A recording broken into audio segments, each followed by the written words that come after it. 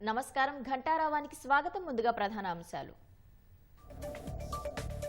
రాష్ట్ర అసెంబ్లీ ఎన్నికల ప్రక్రియలో ఇవాళే తొలి ఘట్టం. 3 రోజుల పాటు ఈసీ బృందం పర్యటన, సన్నద్ధతపై సమీక్షలు. మధ్యాహ్నం నిజామాబాద్ రానున్న ప్రధాని నరేంద్ర మోదీ. అభివృద్ధి పనులకు శ్రీకారం, జనగర్జన పేరుతో బహిరంగ సభ. టికెట్ల కసరత్తు వేళ రాష్ట్ర కాంగ్రెస్ లో కాకరేపుతున్న చేరికలు. వరుసగా ఆశావహుల రాజీనామా, అసంతృప్తులకు పీసీసీ బుజ్జగింపులు. నాందేడు ప్రభుత్వాసుపత్రిలో 24 మంది మృతిపై విచారణ. ట్రిపుల్ ఇంజన్ సర్కారుదే బాధ్యతంటూ విరుచుకుపడ్డ విపక్షాలు. బ్రెజిల్లోని అమెజాన్ నదిలో ఆందోళనకరంగా ఉష్ణోగ్రతలు. అధిక వేడితో వారంలో 100కు పైగా డాల్ఫిన్లు మృత్యువాత.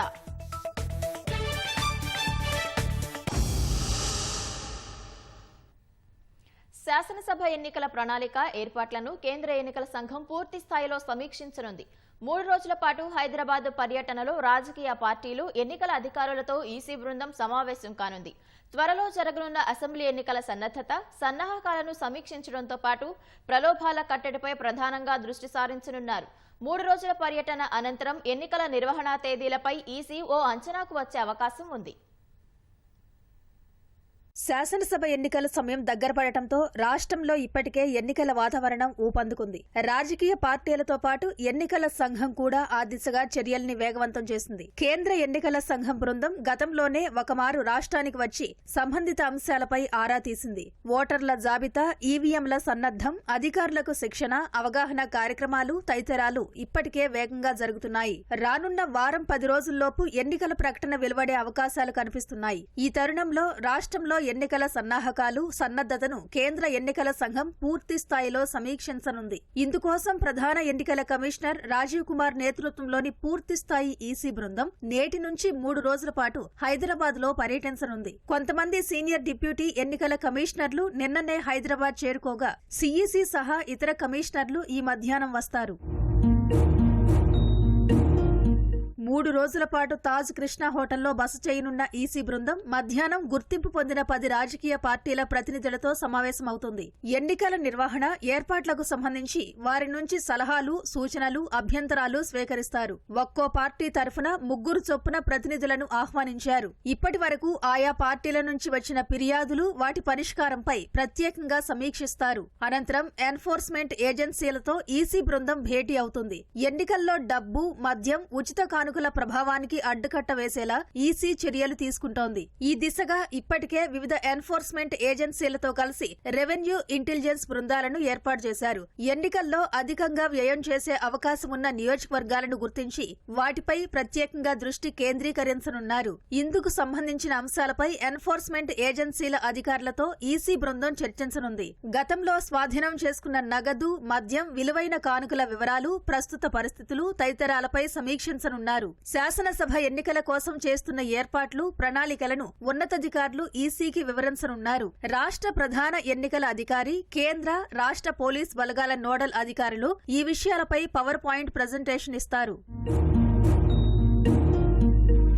రేపు అన్ని జిల్లాల కలెక్టర్లు, ఎస్పీలు, పోలీస్ కమిషనర్లతో సమావేశం కానున్న ఈసీ బృందం జిల్లాల వారీగా ఎన్నికల ప్రణాళికలు, పరిస్థితులు, ఏర్పాట్లను సమీక్షించనుంది. 3వ రోజు దివ్యాంగ ఓటర్లు, ఇతర వర్గాల ఓటర్లతో సమావేశమవుతారు. అనంతరం రాష్ట్ర ప్రభుత్వ ప్రధాన కార్యదర్శి, డీజీపీ, సీనియర్ అధికారులతో సమావేశం కానున్న ఈసీ బృందం ఎన్నికలకు సంబంధించి ప్రభుత్వ అంశాలు, ప్రవర్తన నియమావళి అమలు, ప్రభుత్వ పరంగా చేపట్టాల్సిన చర్యలు తదితరాలపై చర్చించనుంది. శాసనసభ ఎన్నికల నిర్వహణకు సంబంధించి అన్ని అంశాలపై 3 రోజుల పాటు పూర్తి స్థాయిలో సమీక్షించి ఢిల్లీ వెళ్లిన అనంతరం ఎన్నికల నిర్వహణపై నిర్ణయం తీసుకుంటారు.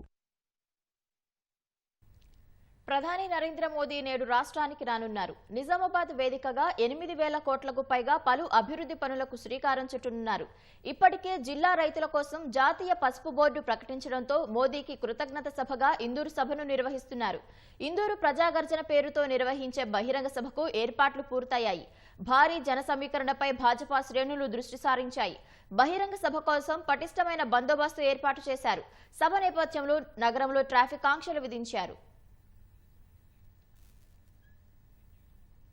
నిజామాబాద్ లో ప్రధాని పర్యటన ఏర్పాట్లకు సంబంధించిన మరింత సమాచారం మా ప్రతినిధి శ్రీశైలం ప్రత్యక్ష ప్రసారం ద్వారా అందిస్తారు. నిజామాబాద్ నగరంలో ఈరోజు జరుగుతున్నటువంటి మోడీ బహిరంగ సభను భాజపా శ్రేణులు ప్రతిష్టాత్మకంగా తీసుకున్నాయి. అటు అధికార వర్గాలు కూడా గట్టి పటిష్ట బందోబస్తును ఏర్పాటు చేశాయి. నిజామాబాద్ నగరంలోని గిరిరాజ్ కళాశాల మైదానంలో ఈరోజు మధ్యాహ్నం నుంచి మోడీ బహిరంగ సభ నిర్వహిస్తున్నారు. ఇక్కడ రెండు బహిరంగ సభలు ఏర్పాటు చేశారు. ఒకటి అధికారిక సభ, మరొకటి పార్టీ సభను ఏర్పాటు చేశారు. ఎందుకంటే అధికారిక సభ నుంచి మోడీ 8,000కు పైగా కోట్లకు సంబంధించిన పనులకు శంకుస్థాపనలు, ప్రారంభోత్సవాలు చేయనున్నారు. అనంతరం ఆ పక్కనే ఉన్నటువంటి పార్టీ బహిరంగ సభలో మోడీ ప్రసంగించనున్నారు. పార్టీ రాబోయే రోజుల్లో పార్టీ కార్యక్రమాలకు సంబంధించినటువంటి విషయాలకు కానీ, రాజకీయాలకు సంబంధించిన విషయాలు కానీ, తెలంగాణకు సంబంధించినటువంటి అనేక అంశాలను కూడా ప్రస్తావించే అవకాశం ఉందని చెప్పి భాజపా శ్రేణులు భావిస్తున్నాయి. ఇందుకోసం భాజపా శ్రేణులు జన సమీకరణను ప్రతిష్టాత్మకంగా తీసుకున్నాయి. 1,00,000 మందితో సభ నిర్వహిస్తామని ఇప్పటికే చెప్పిన నేపథ్యంలో వివిధ వర్గాల నుంచి జన సమీకరణ చేసి కేవలం నిజామాబాద్ పార్లమెంటే కాకుండా పక్కన్నటువంటి ఉత్తర తెలంగాణ జిల్లాల నుంచి ప్రజలను ఇక్కడికి తరలించేటువంటి ప్రయత్నం చేస్తున్నారు. ఇందుకోసం ఇప్పటికే ఏర్పాట్లు చేశారు. మధ్యాహ్నం నుంచి మోడీ నిజామాబాద్ లో పర్యటించనున్నారు. దీనికోసం భాజపా శ్రేణులు సమాయత్తమైపోయి అటు ఎస్పీసీ అధికారులు పూర్తిగా బహిరంగ సభ ప్రాంగణాన్ని పూర్తిగా తమ ఆధీనంలోకి తీసుకున్నారు. ట్రాఫిక్ ఆంక్షలు కూడా విధించారు. 3 కిలోమీటర్ల పరిధిలో రెడ్ అలర్ట్ కూడా ప్రకటించారు. ఎవరు కూడా ఈ ప్రాంతం పరిసరాల్లో ట్రాఫిక్ ఆంక్షలు ఉంటాయని ఎవరు కూడా రావద్దని కూడా చెప్తున్నారు. ప్రధాని నిజామాబాద్ లో 2 గంటల పాటు ఉండనున్నారు. 2:55 నిజామాబాద్ చేరుకునేటువంటి ప్రధాని 4:45 వరకు సభలో పాల్గొని 5 గంటలకు తిరిగి వెళ్ళిపోతారు. మొత్తం ఈ 2 గంటల సమయంలోనే మోడీకి సంబంధించినటువంటి కార్యక్రమం అంతా కూడా పూర్తవుతుంది. దీనికోసం ఉన్నటువంటి అధికారులు కానీ, పార్టీ శ్రేణులు కానీ పూర్తిగా ఏర్పాట్లు చేశాయి. ముఖ్యంగా చూసినట్లయితే నిజామాబాద్ వేదికగా మోడీ పలు పనులకు శంకుస్థాపనలు, ప్రారంభోత్సవాలు చేయనున్నారు.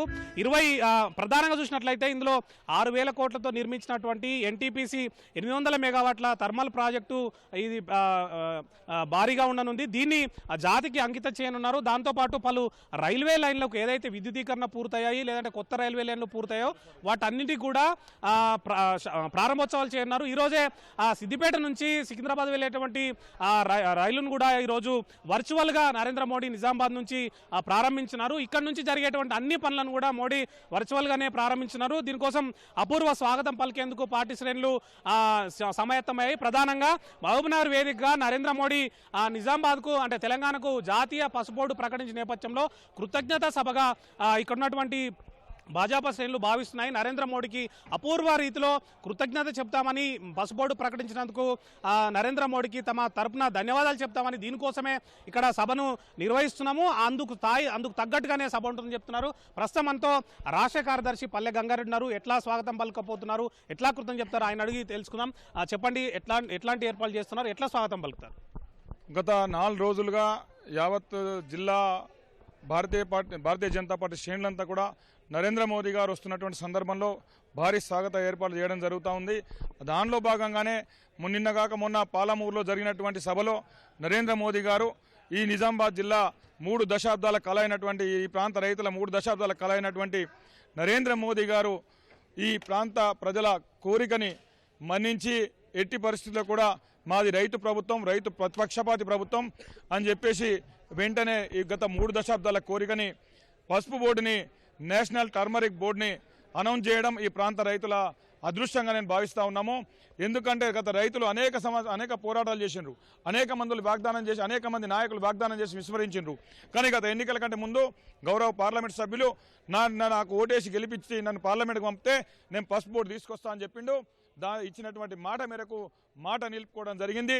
ఈ పసుపు బోర్డు కోసం సహకరించినటువంటి గౌరవ రాష్ట్ర అధ్యక్షులు కిషన్ రెడ్డి గారు, అదేవిధంగా ప్రధానమంత్రి నరేంద్ర మోదీ గారికి జిల్లా ప్రజల తరఫున ధన్యవాదాలు చెప్పుకుంటా ఉన్నాను. భారీ ఏర్పాట్లు జరుగుతూ ఉన్నాయి. దాదాపు 1,50,000 మంది 150,000 మంది వరకు ఈ ప్రాంగణానికి చేరుకునేటువంటి అవకాశం ఉంది. భారీ ఎత్తున ప్రజలు తరలి వచ్చేటువంటి అవకాశం ఉంది. పసుపు తోడు ఇవ్వడం వల్ల ఈ ప్రాంతంలో అనేక మంది రైతులు ఎల్కిటూరు గ్రామంలో కానీ మిగతా గ్రామాల్లో కానీ స్వచ్ఛందంగా తరలి వస్తున్నారు. మేము చెప్పడం కాదు, వాళ్ళే మాకు చెప్పి మాకు ఫోన్లు చేసి మేము స్వచ్ఛందంగా వస్తున్నాం, మా గ్రామంలో కమిటీ నుంచి తీర్మానం చేసుకొని మేమందరం కూడా ఇలా సభకు వస్తున్నాం, మోడీ గారితో మేము ప్రత్యక్షంగా సమరంలో పాల్పంచుకుంటామని చెప్పేసి వాళ్ళు వస్తూ ఉన్నారు. ఇది ధన్యవాద సభగా మేము అనుకుంటున్నాము, కృతజ్ఞత సభగా మేము మార్చాలని నిర్ణయం తీసుకోవడం జరిగింది. ఇది చూసినాం కదా, భారీగా ఏర్పాట్లు అయితే చేశారు. మొత్తం మోడీ సభ కోసం 2,500 మంది పోలీసులతోని భారీ భద్రత ఏర్పాటు చేశారు. అనువనున కూడా ఈ ప్రధాన సభకు చుట్టుపక్కల 3 కిలోమీటర్ల మేర కూడా భారీగా బందోబస్తు ఏర్పాటు చేశారు. ఎక్కడ కూడా ఎలాంటి సంఘటనలు జరగకుండా జాగ్రత్త పడుతున్నారు. అనువనున కూడా పోలీసు పహారం మోహరించారు. ఎస్పీజీ అధికారులు ప్రధానంగా ఈ భద్రతను పర్యవేక్షిస్తున్నారు. మన నిజామాబాద్ పోలీస్ కమిషనర్తో పాటు పక్కనున్నటువంటి ఖమ్మం, కొత్తగూడెం, ఆదిలాబాద్, నిర్మల్, ఆసిఫాబాద్, అదేవిధంగా భూపులపల్లి, సిరిసిల్ల, మహబూబాద్, ములుగు, మంచిర్యాల, సిద్దిపేట ఈ జిల్లాల నుంచి పోలీసులను తరలించారు. మనం చూసినట్లయితే నిజామాబాద్ కమిషనర్తో పాటు 5 ఎస్పీలు, 2 పోలీస్ బెటాలియన్ కమాండెంట్లు, 13 అదనపు ఎస్పీలు, 13 మంది ఏఎస్పీలు, అదేవిధంగా 13 మంది ఏసీపీలు, 107 మంది సిఐలు, అదేవిధంగా 200 మంది ఎస్ఐలు, మరో 1900 మంది ఏఎస్ఐ నుంచి హోంగార్డ్ స్థాయి వరకు పోలీసులు ఇక్కడ మోహరించారు. నిజామాబాద్ అంతా కూడా పోలీస్ పహార్లో ఉండనుంది. మొత్తం 2,500 మందితోని సభకు బందోబస్తు కల్పిస్తున్నారు. మరోవైపు 3 కిలోమీటర్ల మేర రెడ్ జోన్ ప్రకటించారు. ఎక్కడ కూడా వీడియోలు తీయడం కానీ, డ్రోన్లతో చిత్రీకరించడం కానీ, లేదంటే బెలూన్లు ఎగరేయడం కానీ, లేదంటే వీడియోగ్రఫీ చేయడం కానీ ఇవన్నీ కూడా పూర్తిగా నిషేధించారు. ఎవ్వరు కూడా ప్లాస్టిక్ బాటిళ్లను, మంచినీళ్ళ బాటిల్ను సభలోకి తీసుకురావద్దని చెప్పి ఇప్పటికే పోలీసులు ఆదేశాలు జారీ చేశారు. మరోవైపు సభ నేపథ్యంలో ట్రాఫిక్ ఆంక్షలు కూడా విధించారు. నిజామాబాద్కు వచ్చేటువంటి ఏదైతే పబ్లిక్ ఈ సభా ప్రాంగణం వైపు అంటే bypass road, Kanteshwar bypass road వైపు కేవలం సభకు వచ్చేటువంటి వాహనాలు మాత్రమే రావాలని, అవి కూడా ఏదైతే కేటాయించిన పార్కింగ్ స్థలాలున్నాయో అక్కడ మాత్రమే పార్కింగ్ చేసుకొని ప్రజలు నడుచుకుంటూ ఈ సభకు రావాలని చెప్తున్నారు. మనం చూసినట్లయితే వీఐపీ వాహనాలకు ఈ జీజీ కాలేజ్ ఏదైతే సభ జరుగుతుందో ఆ జీజీ కాలేజ్ ముందు హనుమాన్ దేవాలయం ఉంది. ఆ దేవాలయం వెనుక వైపు పార్కింగ్ ఏర్పాటు చేశారు. వీవీఐపీలకు మాత్రం ముందు వైపు పార్కింగ్ ఏర్పాటు చేశారు. అదేవిధంగా సభకు వచ్చేటువంటి ప్రజలకు సంబంధించినటువంటి వాహనాలకు సంబంధించి Shraddhanand Ganj, exhibition ground, polytechnic ground, CSI మైదానం ఇక్కడ ఈ కేటాయించిన చోట్లలో వాళ్ళ వాహనాలు పార్కింగ్ చేసుకొని అక్కడ నుంచి నడుచుకుంటూ సభకు రావాలని చెప్తున్నారు. మధ్యాహ్నం 12 గంటల నుంచి సాయంత్రం 6 గంటల వరకు ఈ వాహనాలు తప్ప వేరే వాహనాలు రావదని చెప్తున్నారు. ఏవైతే భారీ వాహనాలు ఉన్నాయో ఆ భారీ వాహనాలను 10 గంటల లోపు నిజామాబాద్కు దూరంలో ఈ సరుకు రవాణా వాహనాలు కానీ ఇతర వాహనాలు కానీ దూరంగా 10 గంటల లోపు ఎక్కడైనా పార్కింగ్ చేసుకోవాలని, సాయంత్రం 6 తర్వాత మాత్రమే నగరం మీదుగా వెళ్లాలని చెప్పి పోలీసులు ఆంక్షలు విధించారు. ఈ విధంగా ఎక్కడికక్కడ పకడ్బందీ ఏర్పాట్లు చేశారు. మరోవైపు మోడీకి స్వాగతం పలకడానికి సంబంధించి 500 మంది మహిళలతోని ప్రత్యేకంగా మోడీకి స్వాగతం పలికేటువంటి ఏర్పాట్లు చేస్తున్నారు. ఇది ప్రస్తుతం మోడీకి సంబంధించినటువంటి తాజా సమాచారం. Vote studio. ఐటీ పురపాలక శాఖ మంత్రి కేటీఆర్ ఇవాళ ఉమ్మడి కరీంనగర్ జిల్లాలో పర్యటించనున్నారు. 11:30కు జగిత్యాల జిల్లా నూకపల్లి శివారులో 3,722 పడక గదుల ఇళ్లను పేదలకు పంపిణీ చేయనున్నారు. అలాగే 38 కోట్ల 40 లక్షలతో నిర్మించిన సమీకృత పోలీస్ కార్యాలయాన్ని, 4.5 కోట్లతో నిర్మించిన సమీకృత మార్కెట్ను మంత్రి కేటీఆర్ ప్రారంభించనున్నారు. ధర్మపురి నియోజకవర్గంలో దాదాపు 9 కోట్లతో నిర్మించిన మాతా శిశు కేంద్రాన్ని ప్రారంభిస్తారు. ధర్మపురి గ్రౌండ్లో ఏర్పాటు చేసిన బహిరంగ సభలో కేటీఆర్ ప్రసంగించనున్నారు. అక్కడి నుంచి సిరిసిల్లకు చేరుకోనున్న మంత్రి అక్కడ కలెక్టరేట్లో 2 పడక గదుల ఇళ్లు, గృహలక్ష్మి పట్టాలు, ఎస్సీ కార్పొరేషన్ లబ్ధిదారులకు చెక్కులు పంపిణీ చేస్తారు. అనంతరం సిరిసిల్లలో జరిగే బహిరంగ సభకు కేటీఆర్ హాజరవుతారు. రాష్ట్రంలో కాంగ్రెస్ అభ్యర్థుల జాబితా ప్రకటన ఆలస్యమయ్యే అవకాశాలు కనిపిస్తున్నాయి. ఈ నెల మొదటి వారంలో తొలి విడత జాబితా వెలువడే అవకాశాలు ఉన్నాయని అంచనా వేసినా మరింత జాప్యం కావచ్చని పార్టీ వర్గాలు చెబుతున్నాయి. అసెంబ్లీ ఎన్నికలకు ఎప్పుడైనా షెడ్యూల్ వెలువడే అవకాశం ఉండగా అంతకు ముందే పార్టీ అభ్యర్థుల ప్రకటన ఉంటుందని చెబుతూ వచ్చినా సాధ్యమయ్యే పరిస్థితి లేదు. 40కి పైగా స్థానాల్లో అభ్యర్థుల ఎంపికపై స్క్రీనింగ్ కమిటీలో ఏకాభిప్రాయం వచ్చినట్లు తెలుస్తోంది. దాదాపు మరో 30 నియోజకవర్గాల్లో టికెట్ల కోసం గట్టి పోటీ ఉండడంతో మరొకసారి సర్వేలు నిర్వహించాలని స్క్రీనింగ్ కమిటీ నిర్ణయించింది. ఈ మేరకు గత నెల చివరి వారం నుంచి సర్వేలు కొనసాగుతున్నాయి. ఈ నెల 7న పార్టీ కేంద్ర ఎన్నికల కమిటీ సమావేశం ఉండే అవకాశాలు ఉన్నట్లు అంచనా వేసినా వాయిదా పడినట్లు తెలుస్తోంది. రెండో వారంలో ఈ కమిటీ సమావేశమై తెలంగాణతో పాటు మిగిలిన రాష్ట్రాలకు సంబంధించిన అభ్యర్థుల ఎంపికపై తుది నిర్ణయం తీసుకుంటుందని కాంగ్రెస్ వర్గాలు చెబుతున్నాయి. కేంద్ర ఎన్నికల కమిటీ తేదీ ఖరారు అయిన వెంటనే ఆ ముందు రోజు స్క్రీనింగ్ కమిటీ సమావేశమై మొదటి జాబితాకు సంబంధించి దాదాపు 70 పేర్లను ఖరారు చేసే అవకాశం ఉన్నట్లు తెలుస్తోంది. అభ్యర్థుల ప్రకటనకు ముందే కాంగ్రెస్ పార్టీలో అసంతృప్తి జ్వాలలు భగ్గుమంటున్నాయి. కొత్తవారి చేరికలతో తమకు టికెట్ వచ్చే అవకాశం లేకపోవడంతో పలువురు నేతలు రాజీనామా బాట పడుతుండగా మరికొందరు నేతలు ముందుగానే పార్టీకి సంకేతాలు పంపుతున్నారు. మైనంపల్లి చేరికతో మల్కాజ్గిరి, మెదక్ డీసీసీ అధ్యక్షులు ఇప్పటికే రాజీనామా చేశారు. జూపల్లికి టికెట్ వచ్చే అవకాశం ఉండగా కొల్లాపూర్లోనూ అసమ్మతి రాగాలు వినిపిస్తున్నాయి. పార్టీ అభ్యర్థుల ప్రకటన ఆలస్యమయ్యే అవకాశాలుండగా టికెట్ల ప్రకటన అనంతరం తలెత్తే పరిస్థితులపై పార్టీ నాయకత్వంలో ఆందోళన మొదలైంది. రాష్ట్రంలో 70 నుంచి 80 స్థానాలు కైవసం చేసుకుని అధికారాన్ని చేజిక్కించుకుంటామని ధీమాతో ఉన్న కాంగ్రెస్ గత నెలలో సోనియా చేతుల మీదుగా ప్రకటించిన 6 గ్యారంటీల్ని విస్తృతంగా ప్రజల్లోకి తీసుకెళుతోంది. ఎన్నికల నోటిఫికేషన్ రాకపోయినా ఇప్పటికే భారాస కాంగ్రెస్ మధ్య విమర్శలు ప్రతి విమర్శలతో రాష్ట్రంలో ఎన్నికల వేడి మొదలైంది. ఇదే ఊపును ఎన్నికల దాకా కొనసాగించి అధికార పగ్గాలు చేపట్టాలని భావిస్తున్న కాంగ్రెస్ కు అంతర్గత పరిణామాలు తలనొప్పిగా మారుతున్నాయి. కొన్ని చోట్ల బలమైన అభ్యర్థుల కొరత, మరికొన్ని చోట్ల టికెట్ కోసం తీవ్ర పోటీ నెలకొన్న తరుణంలో కొత్తగా వచ్చే బలమైన నేతల్ని పార్టీలోకి చేర్చుకునేందుకు నాయకత్వం కసరత్తులు కొనసాగిస్తోంది. తమను కాదని కొత్తవారికి ప్రాధాన్యత కల్పిస్తూ టికెట్ల హామీ ఇస్తుండడం పట్ల పార్టీని నమ్ముకున్న నేతలు ఒక్కొక్కరుగా దూరమవుతున్నారు.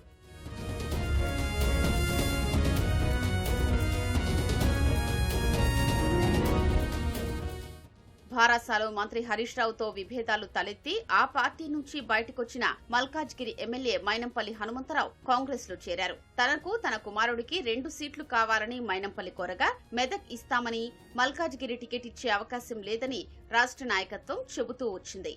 కానీ ఆయన నేరుగా అధిష్టానంతో జరిపిన సంప్రదింపులు, ఫ్లాష్ సర్వేలో ఇద్దరికీ అనుకూల పరిస్థితులు ఉండడంతో ఉదయ్పూర్ డిక్లరేషన్ నుంచి మినహాయించి 2 టికెట్లు ఇచ్చేందుకు కాంగ్రెస్ అధిష్టానం సిద్ధమైనట్లు తెలుస్తోంది. ఈ నేపథ్యంలో అప్పటి వరకు తనకే టికెట్ వస్తుందని ఆశతో ఉన్న మల్కాజ్గిరి డీసీసీ అధ్యక్షుడు నందికంటి శ్రీధర్తో రాష్ట్ర నాయకత్వం, అధిష్టానం పెద్దలు నేరుగా చర్చలు జరిపారు. రాహుల్ గాంధీ హామీతో ఢిల్లీ నుంచి తిరిగొచ్చిన ఆయన 2 రోజుల పాటు పీసీసీ అధ్యక్షుడితో కలిసి పర్యటనలు సాగించినా నిన్న సాయంత్రం హఠాత్తుగా పార్టీకి రాజీనామా చేస్తున్నట్లు ప్రకటించారు. అటు మైనంపల్లి హనుమంతరావు కుమారుడు రోహిత్ కు మెదక్ టికెట్ ఖరారైందన్న సమాచారంతో ఆ జిల్లా పార్టీ అధ్యక్షుడు కంఠారెడ్డి తిరుపతి రెడ్డి సైతం కాంగ్రెస్ ను వీడుతున్నట్లు ప్రకటించారు.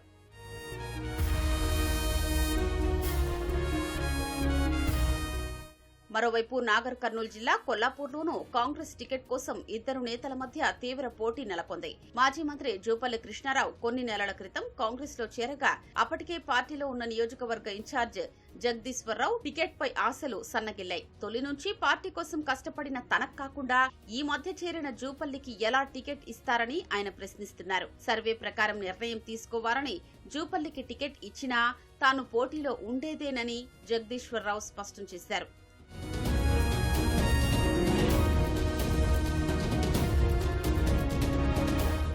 గంటల వ్యవధిలోనే ఇద్దరు డీసీసీలు పార్టీకి రాజీనామా చేయడం కాంగ్రెస్ ను ఓ కుదుపు కుదిపేసినట్టయింది. అభ్యర్థుల ప్రకటనకు ముందే రాజీనామాల పర్వం మొదలు కాగా జాబితా బయటకొచ్చాక ఆశావాహుల నుంచి మరింత అసంతృప్తి వ్యక్తమయ్యే అవకాశం ఉంది. ఈ తరుణంలోనే నిన్న రాత్రి అందుబాటులో ఉన్న నేతలతో సమావేశమైన పీసీసీ అధ్యక్షుడు వారితో సమాలోచనలు జరిపారు. టికెట్ ఎవరెవరికి వచ్చే అవకాశం ఉందో లేదో అంచనాకు వస్తే వారిని ఎలా బుజ్జగించాలి, ఎవరిని భాగస్వామ్యం చెయ్యాలనే అంశాలపై ప్రణాళిక రచిస్తున్నట్లు తెలుస్తోంది. కాంగ్రెస్ అగ్రనేత రాహుల్ గాంధీ పంజాబ్ అమృత్సర్లోని స్వర్ణ దేవాలయాన్ని సందర్శించారు. నీలం రంగు తలపాగా ధరించి స్వచ్ఛంద సేవలో పాల్గొన్నారు. ఇతర భక్తులతో కలిసి ఆలయ ప్రాంగణంలో పాత్రలు శుభ్రం చేశారు. అనంతరం భజన బృందం సభ్యులతో పాటు కూర్చొని కీర్తనలు విన్నారు. అనంతరం తాను బస చేస్తున్న హోటల్కు వెళ్లారు. రాత్రి 8 గంటల సమయంలో మళ్లీ స్వర్ణ దేవాలయానికి వచ్చి భక్తులకు తాగునీరు అందించారు. ఆ సమయంలో భక్తులు రాహుల్తో సెల్ఫీ దిగేందుకు ఉత్సాహం చూపించారు. అనంతరం పల్కీ సేవలో పాల్గొన్నారు. కాంగ్రెస్ పార్టీ 6 దశాబ్దాల పాటు కులం పేరుతో దేశాన్ని విభజించి పేదల భావోద్వేగాలతో ఆడుకుందని ప్రధాని మోదీ పరోక్షంగా విమర్శించారు. ఇప్పుడు కూడా అదే పంథ అనుసరిస్తోందని మండిపడ్డారు. మధ్యప్రదేశ్లోని గ్వాలియర్లో 19,000 కోట్ల విలువ చేసే వివిధ అభివృద్ధి పనులకు ప్రధాని మోదీ శంకుస్థాపనలు, ప్రారంభోత్సవాలు చేశారు. అనంతరం బహిరంగ సభలో పాల్గొన్న మోదీ కాంగ్రెస్ పై పరోక్షంగా విమర్శలు గుప్పించారు. అభివృద్ధి వ్యతిరేకులకు 6 దశాబ్దాల సమయం ఇచ్చినా మంచి చేయలేదని దుయ్యబట్టారు. తాము అధికారంలోకి వచ్చి 9 ఏళ్లే అయినా గణనీయమైన స్థాయిలో అభివృద్ధిని సాధించామన్నారు. 9 ఏళ్లలోనే ఇంత అభివృద్ధి చేయగలిగినప్పుడు 6 దశాబ్దాల్లో ఎందుకు చేయలేకపోయారని ప్రశ్నించారు. అంతర్జాతీయ వేదికల్లో భారత్ ప్రశంసలు అందుకోవడం భాజపా వ్యతిరేక పార్టీలకు నచ్చడం లేదని ఆరోపించారు. రాజకీయాల్లో మునిగి తేలుతున్న విపక్ష నేతలకు అధికారం తప్ప మరేమీ కనబడటం లేదని విమర్శించారు. భారత్కు దక్కుతున్న ప్రశంసలు చూసి వారి కడుపులో నొప్పి మొదలైందని ఎద్దేవా చేశారు. భారత్లో నూతన ఐటీ నిబంధనలను పాటించని 74 లక్షల ఖాతాలను నిషేధించినట్లు ప్రముఖ మెసేజింగ్ యాప్ వాట్సాప్ వెల్లడించింది. అశ్లీల సమాచారం, నకిలీ వార్తల వ్యాప్తి, వినియోగదారుల నుంచి అందిన ఫిర్యాదులు, వినతులను ఆధారంగా ఈ ఖాతాలపై నిషేధం విధించినట్లు తెలిపింది. నూతన ఐటీ నిబంధనలను అనుసరించి కేవలం ఆగస్టు నెలలోనే 74,20,748 ఖాతాలను నిషేధించినట్లు వాట్సాప్ వెల్లడించింది. నిషేధం విధించిన మొత్తం అకౌంట్లలో 35 లక్షలకు పైగా ఖాతాలపై ముందస్తుగానే చర్యలు తీసుకున్నట్లు వాట్సాప్ తెలిపింది. వీటిపై వినియోగదారుల నుంచి ఎలాంటి ఫిర్యాదులు రాలేదని, ఆయా ఖాతాల డేటాను విశ్లేషించి ముందుగానే నిషేధించినట్లు పేర్కొంది. జూలై నెలతో పోల్చుకుంటే ఈ సంఖ్య దాదాపు 2 లక్షలకు పైగా ఎక్కువని తెలిపింది. మహారాష్ట్ర ఠాణే ప్రభుత్వ ఆసుపత్రి దుర్ఘటన మరొక ముందే నాందేడ్లోని ప్రభుత్వ ఆసుపత్రిలో ఒకే రోజు 24 మంది మృత్యువాత పడటం ఆందోళన కలిగిస్తోంది. మృతుల్లో 12 మంది నవజాత శిశువులు ఉన్నారు. ఔషధాలు, సిబ్బంది కొరత వల్లే ఈ దారుణం జరిగిందని తెలిసింది. ఎక్కువ మంది వ్యాధులు, పాముకాటు కారణంగా ప్రాణాలు కోల్పోయినట్లు సమాచారం. ఆసుపత్రిలో పలువురు సిబ్బందిని బదిలీ చేయడం వల్ల రోగులకు సేవలు అందించడంలో తీవ్ర ఇబ్బందులు నెలకొన్నట్లు అధికారులు చెప్పారు. ఈ ఘటనపై విచారణ కోసం ప్రభుత్వం 3 సభ్యులతో కూడిన కమిటీ ఏర్పాటు చేసింది. మరోవైపు ఆసుపత్రిలో 24 మంది మృతి చెందిన ఘటనపై విపక్షాలు తీవ్ర స్థాయిలో విరుచుకుపడుతున్నాయి. భాజపా, సిందే, అజిత్ పవార్ వర్గాలు గల ట్రిపుల్ ఇంజిన్ ప్రభుత్వానిదే బాధ్యత అని మండిపడ్డాయి. బ్రెజిల్లోని అమెజాన్ నదిలో ఉష్ణోగ్రతల పెరుగుదల ఆందోళన కలిగిస్తోంది. అధిక వేడి కారణంగా గత వారం రోజుల్లో లేక్ టెఫే ప్రాంతంలో ప్రవహిస్తున్న అమెజాన్ నదిలో సుమారు 100కు పైగా డాల్ఫిన్లు మృత్యువాత పడ్డాయి. అధిక ఉష్ణోగ్రతల కారణంగా నదిలో నీటి మట్టం తగ్గుతుండటంతో రవాణా, చేపల వేటపై తీవ్ర ప్రభావం చూపుతోంది. బ్రెజిల్లోని అమెజాన్ నదీ జలాల్లో తరచుగా 39 డిగ్రీల ఉష్ణోగ్రతలు నమోదవుతున్నాయి. అధిక వేడి కారణంగా నదిలో సుమారు 100కు పైగా డాల్ఫిన్లు మృత్యువాత పడ్డాయి. బ్రెజిల్ సైన్స్ మంత్రిత్వ శాఖ ఆధ్వర్యంలోనే పనిచేసే మామిరావా ఇన్స్టిట్యూట్ ఈ విషయాన్ని తెలిపింది. ఇంత ఎక్కువ సంఖ్యలో డాల్ఫిన్లు చనిపోవడం అసాధారణమని పేర్కొంది. అమెజాన్ నదిలోని డాల్ఫిన్లను మరో ప్రాంతానికి తరలించాలని, లేకుంటే మరింత ఎక్కువ సంఖ్యలో అవి మృత్యువాత పడే అవకాశముందని పలువురు పర్యావరణ నిపుణులు హెచ్చరిస్తున్నారు. అయితే దీనిపై కొందరు శాస్త్రవేత్తలు అభ్యంతరం వ్యక్తం చేస్తున్నారు. డాల్ఫిన్లను ఇతర నదీ జలాల్లోకి మార్చాలనే ఆలోచన సరైంది కాదన్నారు. వాటిని తరలించాలని భావిస్తున్న జలాల్లో టాక్సిన్స్, వైరస్లు ఉండే ప్రమాదముందని పేర్కొన్నారు. ప్రస్తుతం అమెజాన్ నదీ పరివాహక ప్రాంతంలోని ఉష్ణోగ్రతల కారణంగా నీటిమట్టం తగ్గిపోతోంది. సుమారు 59 మున్సిపాలిటీల్లో సాధారణ స్థాయి కంటే నీటిమట్టం తగ్గింది. అధిక ఉష్ణోగ్రతల కారణంగా నదిలో రవాణా, చేపల వేట వంటి వాటిపై తీవ్ర ప్రభావం చూపుతోంది. అమెజాన్ పరివాహక ప్రాంతాల్లో ఆహారం, ఇతర వస్తువులు కొనేందుకు జలమార్గాన్నే ప్రధానంగా వినియోగిస్తారు. ప్రస్తుతం ఇబ్బందికర పరిస్థితులు ఉండటంతో అధికారులే ఆహార పదార్థాలను ప్రజలకు అందిస్తున్నారు. ఒకే వేదికపై 120 మంది సంగీత విద్యార్థులు ఏకధాటిగా 2 గంటల పాటు కీబోర్డుతో సంగీతాన్ని వాయిస్తూ రికార్డు సృష్టించారు. హైదరాబాద్ తార్నాకలో ఎన్జీఓ సంస్థ ఆధ్వర్యంలో ఏర్పాటు చేసిన ఈ కార్యక్రమంలో ఆ సంస్థ వ్యవస్థాపకులు వేణుగోపాల్ హాజరయ్యారు. వేణుగోపాల్కు international star book of records ప్రతినిధులు ఈ సంగీత రికార్డును అందజేశారు. ఈ సంస్థ ద్వారా ఆన్లైన్ తరగతులు నిర్వహించి దేశ విదేశాల్లో ఉన్న సుమారు 3,000 మందికి ఉచితంగా సంగీతం నేర్పించామని ఎన్జీఓ సంస్థ వ్యవస్థాపకుడు వేణుగోపాల్ వెల్లడించారు.